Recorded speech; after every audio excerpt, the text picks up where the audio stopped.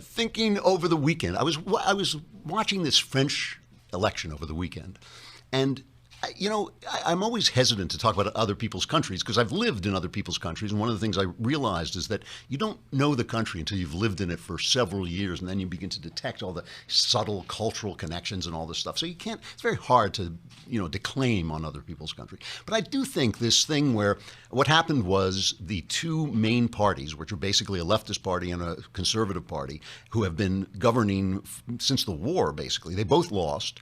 And Marine Le Pen has now set up this very conservative nationalist candidate is now set up to lose to Macron, who is a kind of, they say, a centrist, which is hard to know what that means from far away.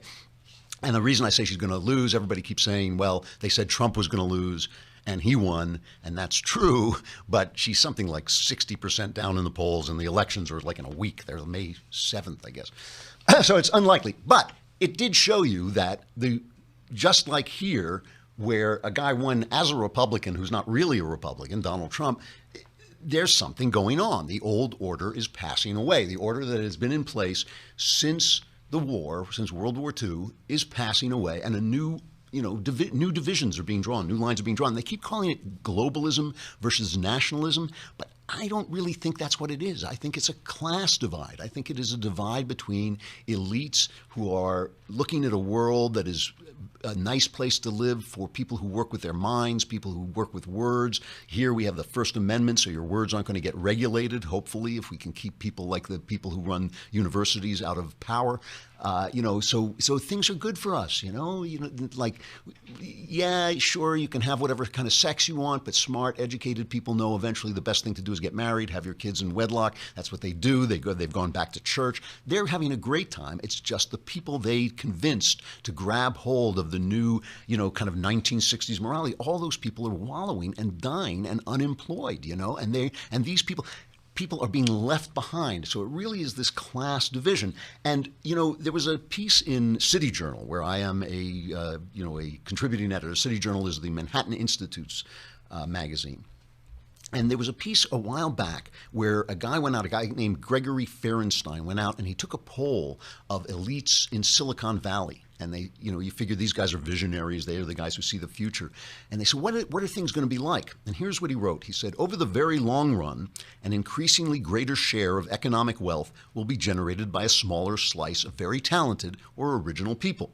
Everyone else will increasingly subsist on some combination of part-time entrepreneurial gig work and government aid. Sounds great, doesn't it?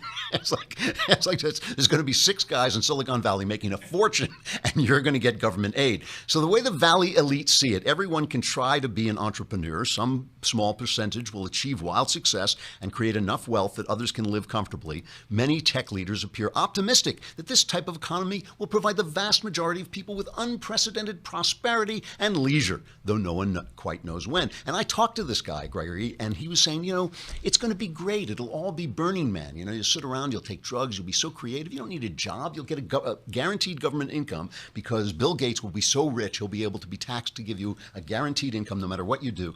And I said to him, so where's the meaning of life? Where's your dignity as a person who creates something and who makes something, who supports a family? Where's your honor? Where's your sense of usefulness in the world? Oh, you don't